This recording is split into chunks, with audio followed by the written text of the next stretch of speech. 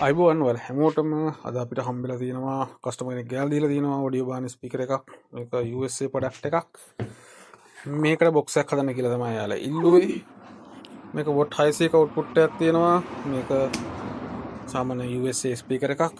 මේක ටිකක් පරණයි මෙහෙම තිබුණාට මේක අවුරුදු 20කට බැලලා පරණයි සාමාන්‍ය වර්ෂයේ මේකේ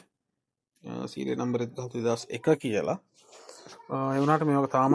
දැන් නම් නිෂ්පාදනය වෙන්නේ නැහැ මං හිතන්නේ මේ විදිහ මේ මාදිලි වලට අදාළව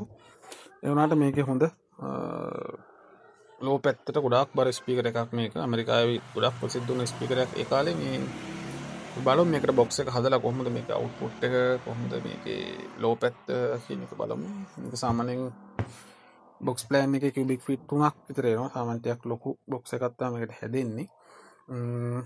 මොකද මෙයා ටිකක් ගැඹුරු